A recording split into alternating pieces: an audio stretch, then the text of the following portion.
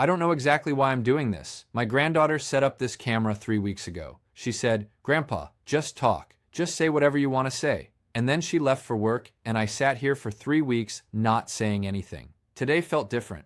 I'm not sure why. My name is Chen. I'm 83 years old. I live in the same house I've lived in for 47 years in a suburb of Portland, Oregon. It's a quiet place, the kind of place where nothing happens, and that's exactly why I chose it. I've had enough of things happening. I want to talk about something that I don't have a clean word for. It's not regret exactly, though there's plenty of that. It's more like you wake up one morning at 4:47 a.m., always 4:47, never 4:46 or 4:48, and you realize that you've been living two lives at the same time for 60 years. One life is the one everyone sees. Chen, retired engineer, quiet man, good neighbor, drinks his coffee black, shows up to family dinners, nods at appropriate moments, smiles when smiling is expected. The other life is the one I've never talked about. I want to talk about that life today, not because I think it'll help anyone. I'm past thinking things like that. I'm 83 years old, and there's a particular kind of weight that builds up over a lifetime, and I suppose I just want to put it somewhere before I can't anymore, before I forget, or worse, before I remember everything all at once and can't survive the remembering. I grew up in San Francisco. My father was an engineer, Chinese immigrant, came here with nothing, built bridges for the city, literal bridges. I watched him work. I watched him come home covered in dust and concrete and something I couldn't name. He didn't talk much. He showed me his hands. Those hands built things. That's what I understood about love from my father. You build things. You don't talk about feelings. You build. So I became an engineer too. I was good at it. I was very good at it. By 1960, I had a job, a wife named Nancy, and a future that looked like the kind of future my father would have approved of. Solid, useful, quiet. Then the draft came. I was 26 years old. I remember the letter. Official, formal, polite even. You are required to report for military service. As if I had a choice. As if this was something I'd considered and decided upon. The country had decided for me. Nancy cried. I didn't. I packed my bag, I went to basic training, I became what the Army needed me to become. An engineer, a military engineer, which meant I didn't carry a gun the way other soldiers did. I carried blueprints. I carried responsibility for buildings, bridges, infrastructure. I went to Vietnam not as a combat soldier, but as someone who would build things for the war effort. It seemed almost noble, in a way that made it easier to leave. It wasn't noble. I arrived in Vietnam in March 1964. I was 28 years old. I had never left North America before. I had never seen anything like what I saw when we landed. The heat hit first. It wasn't the heat. It was the smell. Vegetation and rot and something else, something that made your lungs feel small. I was assigned to a construction unit near Mong Kai, close to the Chinese border. My job was to oversee the building of bridges and fortifications. Simple work, on paper, survey the land, draw the plans, supervise the construction, use local labor, keep the work moving. The local labor were Vietnamese civilians, some of them. Some of them were just boys, 14, 15, 16 years old. They worked without complaining. They worked in the heat. They worked while bullets sometimes flew. They worked because they had to eat. I had a team of 4 other American soldiers. We called ourselves the bridge crew. We weren't supposed to call ourselves anything. We were supposed to be invisible. But we weren't. We were the men who decided what got built and where. Andy Martinez'i was 19 years old, from Vermont. He joined the Army because his family was poor and the Army promised him money for college. He was smart, too smart for the work we were doing. He was the kind of person who should have been in an office somewhere, not standing in the Vietnamese heat with a clipboard and a uniform that didn't fit quite right, but there he was. Marcus Washington was 22, from Detroit, loud, quick to laugh, the kind of soldier who made you feel like you weren't going to die just by being around him. He had this way of turning even the worst situations into something almost bearable. He'd crack a joke, he'd smile, he'd find something to be grateful for. David Park was 26, same age as me, from California. He was quiet the way I was quiet, the way engineers are quiet. He understood without you having to explain. We didn't talk much, but we didn't need to. We worked together like we'd been doing it our whole lives. Kevin Sullivan was 24, Irish, Catholic. He had a rosary that he wore under his uniform. I asked him once if he prayed. He said, every single minute. I asked him if it helped. He didn't answer. The 5 of us built a bridge across the Song Tai River in the spring of 1964. It was a good bridge, strong, practical, the kind of bridge that would last. We were proud of it. I remember standing at the edge of the riverbank after we finished, looking at what we'd made and thinking, this will be here long after I leave. This will mean something. 3 months later, Andy was dead. I still remember the day, June 15th, 1964. Sunny, hot, humid the way Vietnam is always humid. We had the day off. Not really off. You don't have days off in war. But we had a few hours where nothing was scheduled. Andy was cleaning his rifle. He asked me if I wanted to go to the village with him. He was going to buy cigarettes. Maybe some fruit if they had any. I said no. I said I had paperwork to do, which was true, but that wasn't really why. The truth is, I could feel something in the air that day. Some kind of wrongness. I can't explain it better than that. A tension. A waiting. The silence that happens before. I told Andy no, and I told myself it was because of paperwork. He left anyway.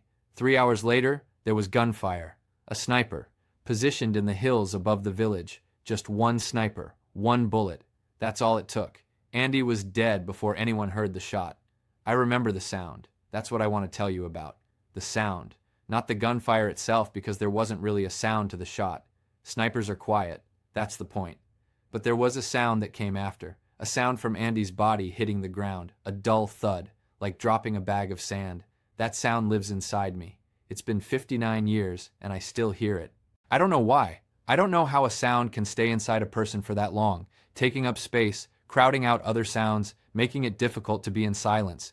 But it does. It has. For 60 years I've been running from that sound. The worst part isn't the sound itself. The worst part is knowing that I could have gone with Andy. I could have been there. Maybe I could have done something. Maybe the sniper would have gotten both of us. Or maybe Andy would be alive. You don't know. That's what the silence teaches you. You never know. After Andy died, something broke in me. I don't mean that metaphorically. I mean that something actual broke. Some mechanism inside that was holding things together stopped working. I kept going to work. I kept drawing blueprints. I kept supervising construction.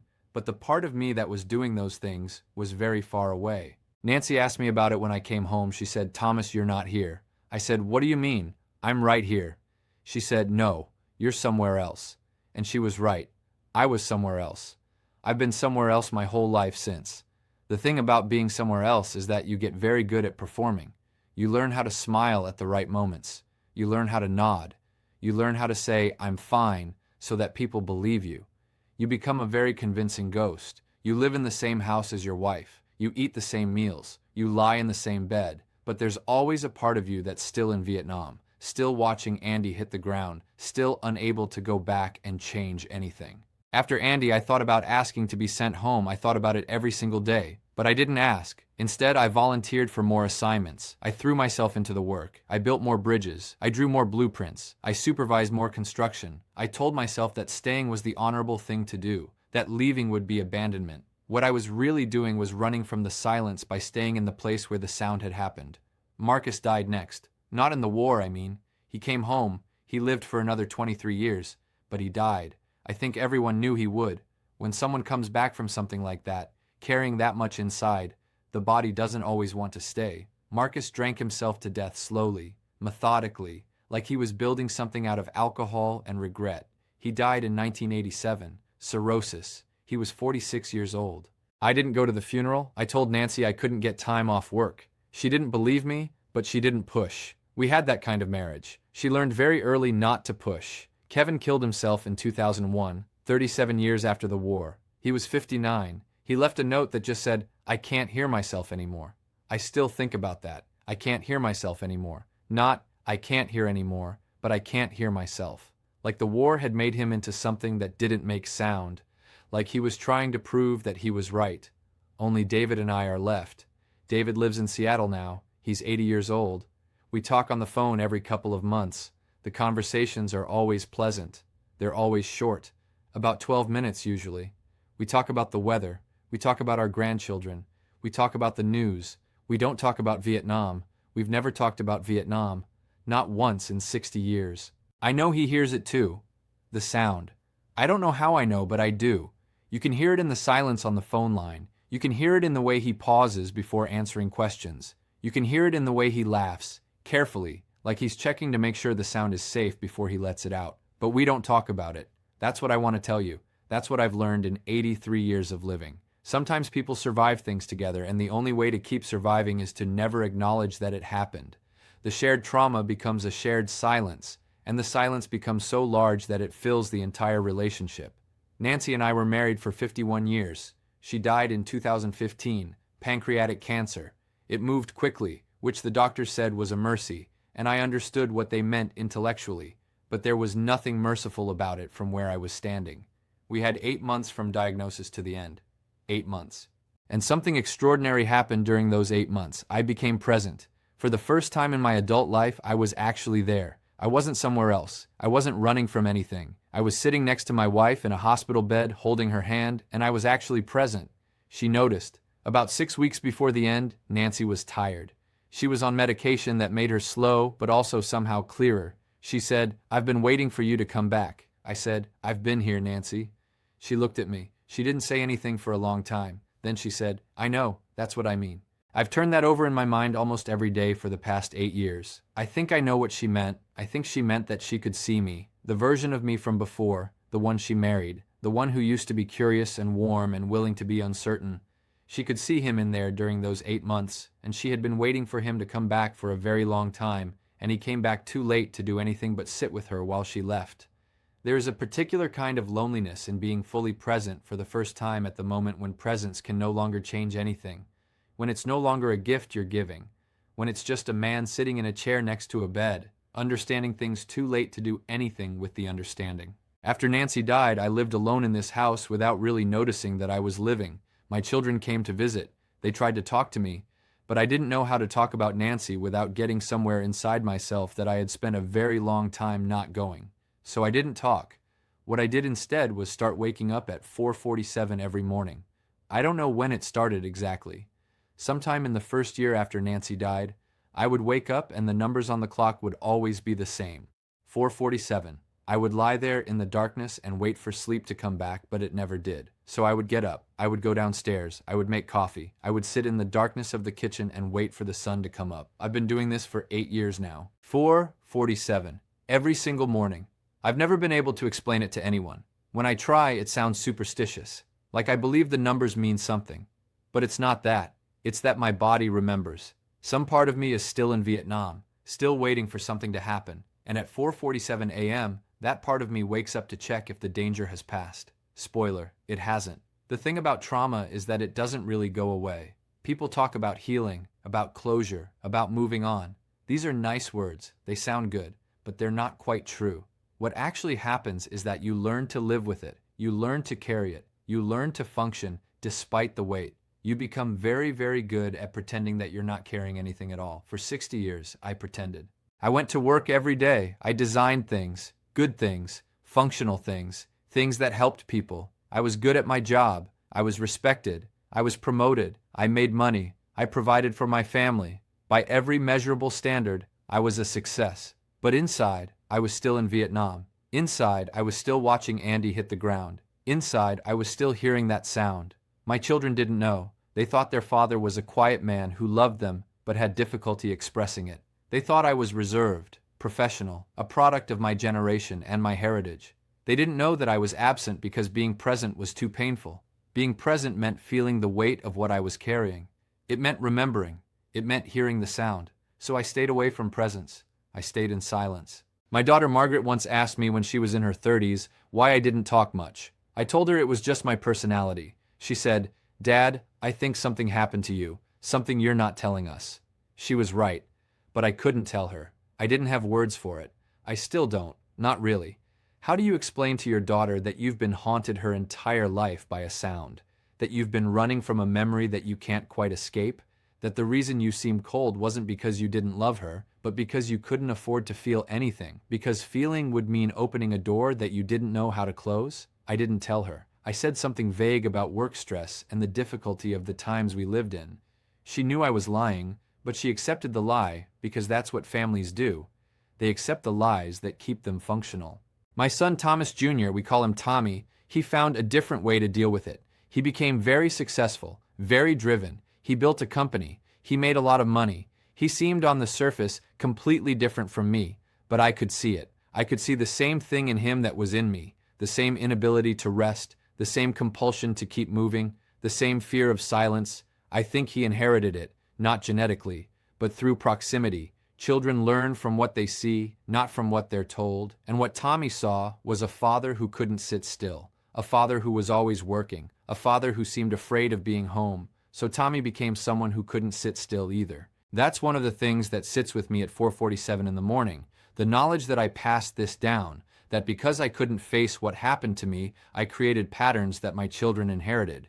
They didn't experience the war, but they experienced its aftermath. They lived with someone who was haunted. The war is over, has been for 52 years, but it doesn't feel over. It doesn't feel like something that happened to me. It feels like something that's still happening.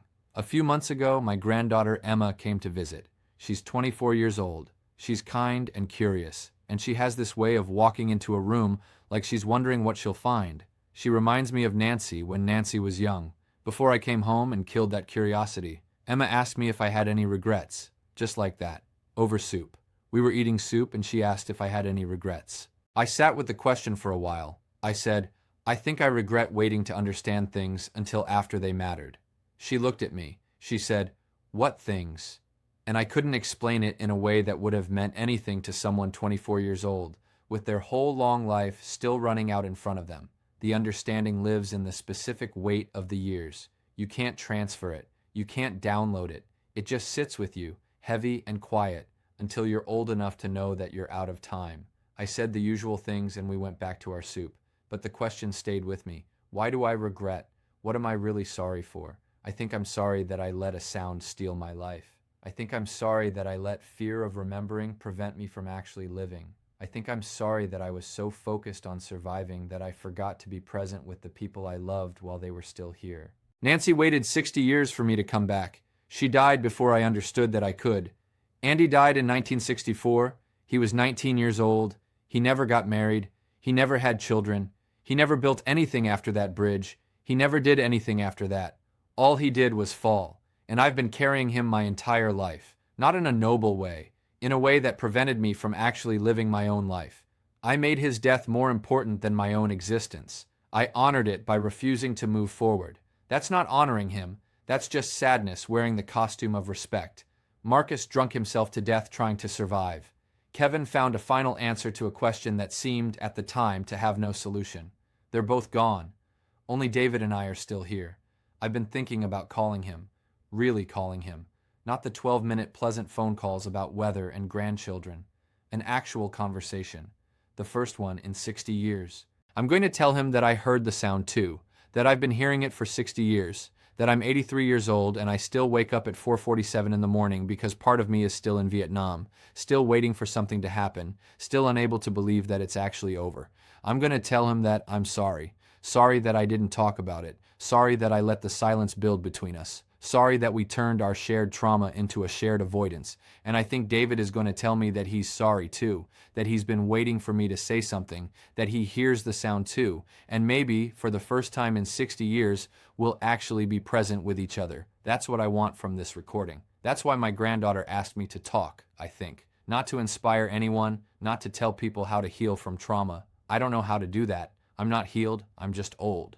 But maybe, if you're watching this and you hear yourself in my story, maybe you'll do something I didn't do. Maybe you'll talk about it.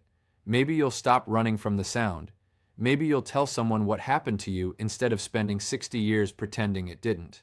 That's all I have. That's everything I've learned in 83 years. Talk about it, while you still can, while the people you love are still here to listen, because silence doesn't protect anyone. It just lets the weight get heavier and heavier until eventually it crushes you. My name is Thomas Chen. I'm 83 years old. I've been running from a sound for 60 years and I'm tired. I'm finally ready to tell someone about it.